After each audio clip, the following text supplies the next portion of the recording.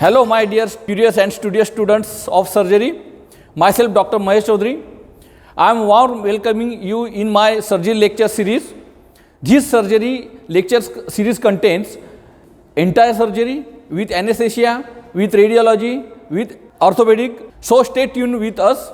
Let's start our surgery lecture series. Welcome, dear students, in my surgery lecture number 95, that is the diseases of the peripheral nerve. In this lecture, we cover the structures of the nerve, injury to the peripheral nerves, degeneration and regeneration of the nerves, nerve suturing, cranial nerves, injury to the various nerves like axillary nerves, radial nerve, median nerve, ulnar nerve, the common peroneal nerve, the tumors of the peripheral nerves and the tumors of the sympathetic system. Now start with the structure of the nerve. Structure of the peripheral nerve. The structure of the peripheral nerve can be compared to an electric cable. It consists of many fibers which are nothing but axons of the cells situated either in the central nervous system or in the ganglion of the autonomic nervous system. Each of these fibers or axons is enclosed in a myelin sheath, which is in its turn is surrounded by a cellular sheath known as the neurolemma or sheath of the Schwann. A small bundle of these fibers is called the funiculus, and the individual nerve fibers are ensheathed and supported within the funiculus by delineate connective tissues called the endoneurium, which is continuous with the septa which pass inwards from the perineurium. Each funiculus is surrounded by a connective tissue sheath called the perineurium. If the nerve is small, it may consist of only a single funiculus, but if large, it consists of the several funiculi held together and invested by the connective tissues, which is known as the epineurium. Majority of the cerebrospinal nerves are myelinated. The blood vessels from the plexus around the nerves before supplying. This is the structure of the peripheral nerve. Dear students, here is a clear picture showing the peripheral nervous system and the central nervous system. Brain and spinal cord is there, peripheral nerve is there, and this is the micro picture of the peripheral nerves. That is, the nucleus is there, dendrite, myelin sheath, Schwann cells and nodule of the Ranvier, axon terminal is there, and this is the transected section of the nerve showing the epineurium, perineurium, endoneurium, mode of the Ranvier, Schwann cells and axons, adipose tissues, connective tissues, all our structure is clearly seen. Now the next point is the injury to the peripheral nerves. First, according to the extent of the damage, the injury to the peripheral nerves can be divided into three categories. One is the neuropraxia, second is axonotmesis, and third is neurotmesis. First, neuropraxia. This condition is almost equivalent to the concussion, in which there is no organic damage to either the nerve fibers or its sheath, but there is a temporary physiological paralysis of conduction through the intact nerve fibers. Neuropraxia is produced by the minor stretching or torsion or vibratory effect of high velocity missiles passing near a nerve. There may be sensory loss or weakness of the muscles group. During this time, there is no reaction of the degeneration in the muscles. Recovery is complete, which may take a period of hours to even a few weeks. Now, second types of the injury of the peripheral nerve is the axonotmesis. In this condition, there is a rupture of the nerve fibers or axons within intact sheath. Valerian degeneration is there in distal portion of the peripheral nerve, leaving the nerve and sheath empty. Recovery takes place slowly within the 10 days to the 2 months. Loss of same nerve fibers. Quality of regeneration is good in the axonotmesis. Loss of sensation, tone and power of the muscle with increased reflexively activity.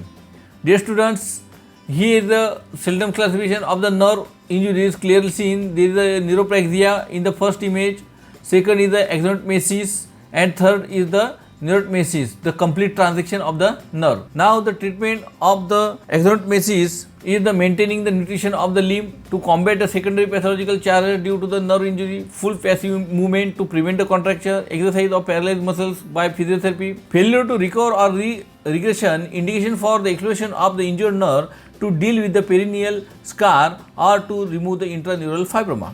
Nerve regeneration rate is the Tinel sign, a light patellar hammer to percuss from below upwards on injured nerve. The tingling sensation is experienced of level of regeneration. This is the Tinel sign. Now the powers of the involved muscles are tested one by one. Similarly, the sensation of the affected skin. Operation treatment of closed nerve injuries secondary to the fracture. Bony fragments don't injure the nerve directly. Functions of the nerve is impaired by the ischemia. Now the third type of the injury of the peripheral nerve is the neurotemesis, partial or complete divisions of the nerve fibers with sheath in war. Severe industrial injuries, partial injury in the lateral neuroma will produce complete division is there. Terminal neuroma at distal end of the proximal segments is there. At the proximal segment of the divided nerve, there will be the retrograde degeneration up to the first node of the Ranvier. After 10 days, distal end of the axons of proximal segment to the grow downwards. By this time, the nerve end replaced by the organic clots and fibrous tissues which prevent the further down growth of the axons. And at the distal segment, at divided nerve, the Wallerian degeneration of the axons occurs, which is described later. Now, the treatment is suturing of the divided nerve ends by the fine silk. There is two types of the suturing. Primary nerve repair inside wound within the 6 hours is ideal.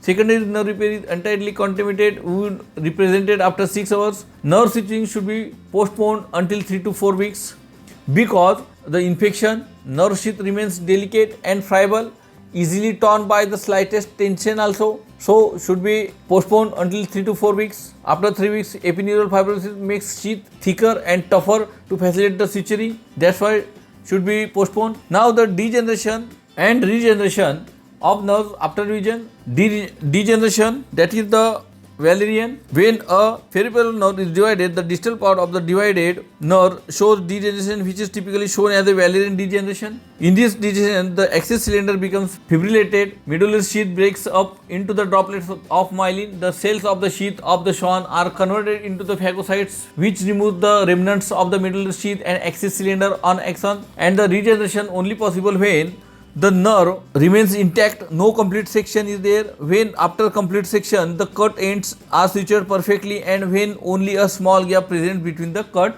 ends. Dear students, here is the picture showing the normal nerve, the compressed nerve, the sheath loss, the dissection of the nerve, and there is a regeneration of the nerve is clearly seen in this image step by step. Now the process of the regeneration, that is the axons regenerate crossing the gap into the close application to the Schwann cells from proximal to the distal cut ends. The Schwann cells from neurulema covers myelin sheath proliferation. Proliferation from the both ends, proximal and distals, is starting simultaneously. Gap is small, ultimately then meet each other and form empty tubes for regeneration of the axons. The activity of the Schwann cells increases rapidly after 4th day of the injury and reaches its peak at about the end of the 3rd week. Axons grow down the peripheral nerve at 2 mm per day. Now the secondary pathological changes accompanying with the nerve injury, that is the skin, thin and atrophic ulcers may develop, also thin and brittle nails, muscles paralyzed and flaccid, paralyzed muscles overstretched, unopposed action of the antagonist group, joints, periarticular adhesions gradually form around immobile joints which fix and contracture develops, bones gradually becomes decalcified due to the disuse. Now the gradation of the muscles powers are, the muscle power which becomes obviously lower due to the nerve injury has been graded by numbers according to the Medical Research Council of the London. This gradation is as follows: 0 means complete paralysis, 1 means the flicker of the contraction, 2nd means the contraction with gravity eliminated, 3rd contraction against gravity alone, 4th is contraction against gravity and some resistance, and 5th contraction against powerful resistance, that is the normal power of the muscle. This is the gradation of the muscle power should be examined in the injury of the peripheral nerves. Now the nerve suture. When nerve injury is associated with complex open wound, priority is given to prevent the infection to occur in the wound. As infection will mar the chance of the proper nerve repair, so in these wounds, nerve repair is done as a secondary procedure. First, the primary nerve repair, which is very recent, clean cut wounds, should be performed for the primary nerve repair. Irritant material should not be used. Catgut, Dexon or silk not be used. Only fine proline material should be used for the primary nerve repair. Firstly, if there is a neuroma, should be refreshed it. Now the secondary nerve suture indication for the secondary repair is the delayed nerve repair is an easier operation and is always carried out except the indication narrated under the primary nerve repair. No fear of infection. Epineuron has proliferated and become thickened nerve end resected to get healthy nerve ends for suturing. Suturing is performed as soon as wound has healed. Nerve suture will be diminished if the delay increases the beyond 2 months. Technique of the nerve repair. There is a adequate incision to isolate the nerve ends. Nerve ends should be freed from the scar tissue, that is the neurolysis. Dear students, here is the image showing the technique of the nerve repair. With the fine suture from connective tissues, the superficial layer has to be sutured and approximated epineurium to epineurium and axon to axon if possible, as much as possible. This is the very fine surgery, should be done by the plastic surgeons. The stages of the nerve repair in general are the trimming of the nerve ends, nerve suturing, construction of the new bed, immolation of the limb. This is the technique. And the trimming of the nerve ends. Nerve ends are trimmed to excite the scar tissue, refresh it first. There may be end bulb, as large may be neuroma or glioma present there.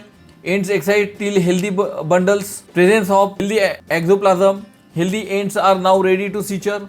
Nerve suturing, non-absorbable, non-irritant suture material on an atraumatic needles is used. The epineurium is picked up and proximally and distally, and two lateral sutures are inserted, and end of these sutures are held with the artery forceps and without tension. This should be sutured. Construction of a new bed. Sutured nerve should not be allowed to lie on scar tissue. Non-irritant suture material should be used, that is nylon or Prolene should be used. Neuroma should be refreshed. New path is constructed in muscle sheath embedding the nerve muscles fiber. Tantalum foil to wrap around the surrounding nerve for preventing epineurial fibrosis and outsprouting produce this painful scar.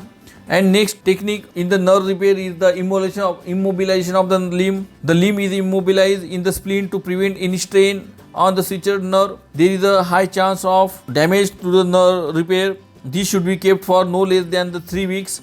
After this, the spleen is gradually removed. Method of the approximation of the short end nerves, that is should be freed until the projecting fibers. The blood is freely oozing. Slices with barbed Parker knife, scalpel. No scissor, as this may crushing the nerve ends.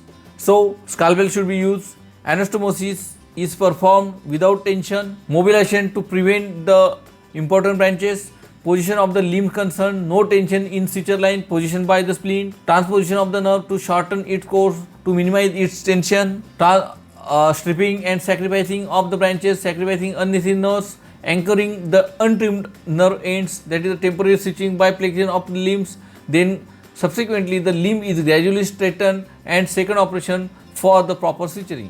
Bone resection associated with the fracture. Nerve graft, autogenous graft from the saphenous nerve, sural nerve from legs, and medial cutaneous nerve from the forearm should be taken for the nerve graft. This nerve graft not help to restore the motor function, but sensory function should be restored. Epineurium of the graft to epineurium of the host nerve should be sutured. Now the result of the nerve repair is depends on the various factors, that is the preoperative, operative and postoperative. Preoperative factors depends on the time. The earlier the operation is performed, the better will be the result after the chance of infection has been abolished. Infection, this will definitely may mar the possibility of good result. Moreover, the formation of the soft tissue following infection. Preoperative management, that is before the nerve has been sutured, the muscles which are supplied by the nerve should not be kept in stretch. This will definitely decrease the possibility of the good result. And in the operative factor, the nerve affected, it has already been discussed, and the result is mixed motor and sensory nerve is rather disappointing. Whether the nerve is pure motor and sensory nerve. Hemostasis, surgeons must be careful that the hemostasis has been fully achieved during the operation. Torsion, this should not be allowed to the time of the suturing of the nerve, as this will cause the maldistribution.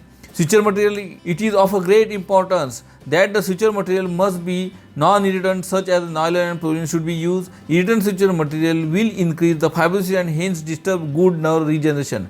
And now the tension, this is the pre-operative factors in the result of the nerve repair.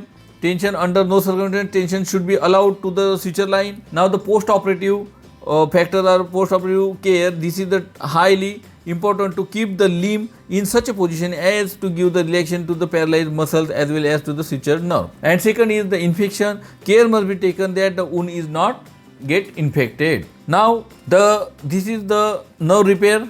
And now next point of this lecture is the cranial nerves. There are 12 nerves. First is the olfactory nerve. This nerve is injured by the fracture of the cribriform plate or by a blow on the back of the head. When this nerve is injured, there is a partial hyposmia and total loss of the smell or corresponding sight. Second is the optic nerve. This nerve may be damaged by the fracture involving the optic foramen or by the neighboring tumors of the aneurysm. When this nerve is injured, there may be the partial or complete blindness of the affected side. Eye. Oculomotor nerve. This nerve is sometimes injured in the fracture of the skull affecting the sphenoid fissure. This nerve may also be involved by the neighboring tumor of the aneurysm. The clinical symptoms is the dilated pupil on the affected side. With this may be proptosis or unusual protrusion of the eyeball due to the paralysis of the majority ocular muscles. Next is the trochlear nerve. It is rarely injured alone. If it may be injured at the superficial orbital fissure due to the fracture, this nerve supplies the superior oblique muscles of the eyeballs, and its damage will lead to the diplopia and deficient movement of the eye to turn it downwards and laterally. Dear students, here is the image of the central nervous system showing the 12 types of the cranial nerves. The same picture. Now the next is the trigeminal nerve. It is the largest cranial nerve and is main sensory nerve to the face, greater part of the scalp and teeth and the mouth, nasal cavity, and its main motor supply is to the muscles of the mastication. It divides into 3 branches: the ophthalmic, the maxillary, and the mandibular. Trigeminal neuralgia develops from the injury to the trigeminal nerve. Pain referred to the various branches of the trigeminal nerve occurred in middle-aged women. Pain precipitated by the exposure to cold, eating, talking, and touching certain parts of the face during walking. The treatment is Tegretol, that is the carbamazepine. Next is the abducens nerve. It is occasionally injured by the fracture of the skull, which involves superior orbital fissures. It is rarely involved alone and may be involved with other cranial nerves. This nerve supplies the lateral rectus muscles of the eyeball, and these muscles become the paralysis if this nerve is injured, leading to the internal strabismus. Seventh is the facial nerve and vestibulocochlear nerves. The glossopharyngeal nerves and the vagus nerves are less involved by the trauma. The causes of the injuries are, now the accessory nerve. The causes of the injury: while recovery of the cervical lymph nodes, occasionally by the fracture of the base of the skull involving the jugular foramen. It supplies the sternomastoid muscles, trapezius paralysis if injured. Now the clinical feature: there will be the dropping of the shoulder due to the trapezius paralysis along with the wasting of the trapezius muscles. And the trapezius paralysis also enables to patient to continue abduction of the arm up after 90 degree. Now the treatment is: if the operative assault to the spinal accessory nerve is recognized during the operation, attempt should be always be made to suture it primarily. It is only in case of this nerve that secondary suture may not be successful due to the detection of the cut ends. Now the 12th cranial nerve is the hypoglossal nerve. Causes of the injury: it is mostly injured during the excision of the or submandibular salivary glands, particularly due to the tumors. It is hardly injured in fractures base of the skull. It is protected by the bony buttress, though this nerve supplies the thyroglossus, hypoglossus, geniohyoid, and the genioglossus. At its main supply is to the intrinsic muscles of the tongue. The clinical features: that is the hemiparesis of the tongue, hemiatrophy of that side. Tongue is protruded due to the unopposed contraction of the muscles. Affected side becomes wrinkled. These are the clinical features of the injury to the hypoglossal nerve. Dear students, now the next point is brachial plexus. Here is the image showing the axillary nerve damaged side. Shoulder is weakened. Now the brachial plexus.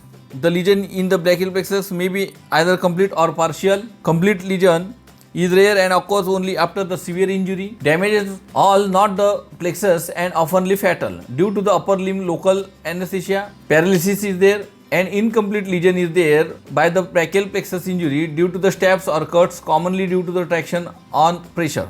And the treatment is only conservative. Now the next point is the axillary nerve injury. This is also called as the circumflex humeral nerve, which passes through the quadrilateral spaces and wind round the surgical neck of the humerus about the finger's breadth below the center of the deltoid muscles. Injured due to the fracture of the neck of the humerus, dislocation of the head of the humerus, direct blow intramuscular injection, deltoid muscle paralysis, and evidence of the failure of the abduction of the shoulder. Now the next point is the radial nerve injury, known as the musculospiral nerve.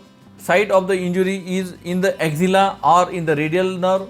Causes of the injury is in the axilla, scratch palsy, pressure with ill-adjusted watch without the proper hand grips, fracture and dislocation of the upper ends of the humerus. And the second cause in the radial groove of the cause of the injury of the radial nerve, that is the pressure of the arm on the edge of operating table, any sharp edge, handle of chair, footpath, after heavy sleep, after excessive drink, known as the Saturday night paralysis, prolonged application of the tourniquets, ill applied plasters, fracture of the shaft of the humerus and intramuscular injection are the causes of the radial nerve. Dear students, here is the image showing the median and ulnar nerve and radial nerve damages or injury. At the elbow, this is the under the causes of the injury to the radial nerve. At the elbow, posterior endoosseous nerve injury, fracture of the neck of the radius or dislocation of the radius during operation of the excision of head of radius. Now the clinical features of the radial nerve injury is the triceps muscles, which causes the inability to extend the forearm against the resistance, motor paralysis, inability to extend the trauma against resistance, wrist drop, extensor of wrist become paralyzed. Wrist is a diagnostic of radial nerve injury. Extensor of metacarpophalangeal joint. Fourth is the extensor of all joints of the thumb, unable to extension of the thumb. Sensory loss, axillary anesthesia will present also there, and thumb and lateral three fingers will anesthetize. Trophic changes, these changes are usually not much. Now injury to the radial groove, motor paralysis similar to radial nerve injury in the axilla, triceps and anconeus muscles unaffected. Sensory loss is there. Anesthesia is limited to a patch on the back of the hand and radial side of the thumb. Trophic changes are trivial, that is the on an average. At the elbow, here posterior interosseous nerve injury, motor paralysis, back of the forearm, extension of the wrist joint, extension of the metacarpophalangeal joints of the finger. Wrist drop is the main manifestation of the radial groove injury of the radial nerve. Sensory nerve being a pure motor nerve, so no sensory loss is there. Now the injury to the median nerve, site of the injury is this nerve is injured either at the elbow or at the wrist joint. Causes of injury at the elbow due to the supracondylar fracture of the humerus, due to the dislocation of the elbow, application of the tourniquet. And in the wrist, the causes of the injury of the median nerve are cut injury, fracture of the lower end of the radius, dislocation of the lunate bone, carpal tunnel syndrome, compound pulmonary ganglion. Now the clinical features of the medial nerve injury is the vein injured at the elbow, motor paralysis and sensory loss is there, and trophic changes. These changes are seen in the hand and affected fingers, particularly in the index finger. Causalgia may be seen. When injured at the wrist, the median nerve is more common injured at the wrist. Then the motor paralysis, only the muscles of the thinner eminence will be paralyzed. Sensory loss, this is similar to that under the injury of the elbow. Trophic changes are similar to those injury of the elbow. Now the injury of the ulnar nerve, site of the injury is this nerve may be injured at the elbow or at the wrist joint. Causes of the injury at the elbow, the supracondylar fracture, dislocation of the elbow, fracture of the median epicondyle, the same injuries as the median nerve. And in the wrist, the cut injury in the wrist are not common. And the clinical features, when injured at the elbow, motor paralysis and sensory loss. Injury at the wrist, motor and sensory loss. And now the sciatic nerve, there is a causes of the injury, the subtrochanteric fracture of the femur, posterior dislocation of the hip, fracture of the pelvis and penetrating wound. Dear students, here is the clear-cut picture showing the ulnar nerve injury at the elbow joint. The common peroneal lateral popliteal nerve. Autonomic nerve system, causalgia, painful condition due to the incomplete injury to the nerve. Pathophysiology is the incomplete division of the nerve, increase to an impulse passes to sensory nerve. Stimuli lead to production of histamine-like substance, vasodilatation, part becomes red, sweat profusely, increased painful trophic changes. Treatment is cervicothoracic and lumbar sympathectomy. Hyperhidrosis or excessive sweating.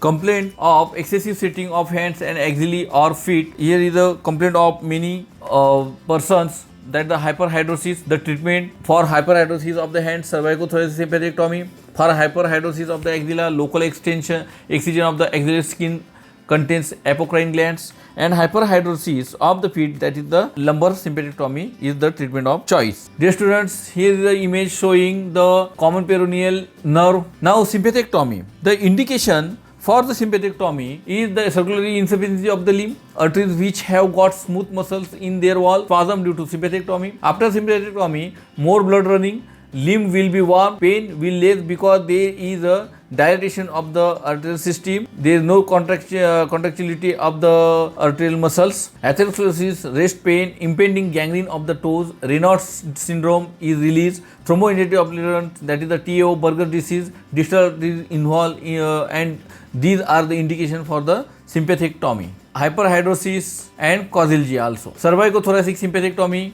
There is a 3 approach: anterior approach, axillary approach and posterior approach. Anterior approach, incision half inch above the clavicle. Axillary approach, incision medial wall of the axilla. Posterior approach, vertical incision. Lumbar sympathectomy, extraperitoneal and intraperitoneal approach. Both are the approaches of the lumbar sympathectomy. Now, the tumors of the peripheral nerves. Peripheral nerves, that is are generally called as a neuroma. Neuromas are the mainly two varieties, true and false. True are rare, neuroblastoma, ganglioneuroma and phlebochromocytoma, and false are the arises from the connective tissue, that is the neurolemoma and neurofibroma. Malignant schwannoma, that is the neurolemoma, Schwann cells composition is there, arises from the neurofibromatosis and Ohn-Recklinghausen's disease. Hormone plays some role more in the younger females. Treatment is due to the tendency for the local recurrence. Wide resection is there. For grade 1, radical local excision, amputation and anaplastic cases. In anaplastic cases, amputation plus chemotherapy is justified. Dear students, here is the image of the schwannoma is clearly seeing.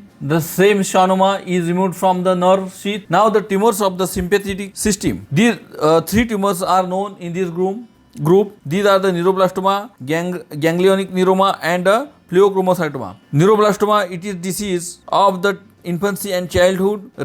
Through rare cases has been reported in adults. It is a tumor of the undifferentiated neuroblast. It is mostly seen in the adrenal medulla, and occasionally these tumors may be seen in the ganglion of the prevertebral chain in the both thorax and the abdomen. Ganglioneuroma, it is also a tumor which develops in children, it manifests clinically in adults. It is a benign tumor, though it should be considered as a potentially malignant. It consists of an adult ganglionic cell, non-medullated nerve fibers and fibrous tissues. It arises from the sympathetic ganglion along the paravertebral chain, either in the thorax or in the abdomen. And third is the phlebochromocytoma. It is a tumor of the adrenal medulla and discussed in our previous lectures. Chromaffin tissue in the adrenal medulla may produce this tumor. Dear students, there are very good videos on YouTube of the automatic nerve system, brachial plexus, nerve injury, regeneration and degeneration with animation, structure of the and functions of the neuron are available. You can watch it to clear the concepts, and also refer the books for these topics to clear your concepts. And here is the end of our surgery lecture number 95, that is the disease of the peripheral nerve. Thank you.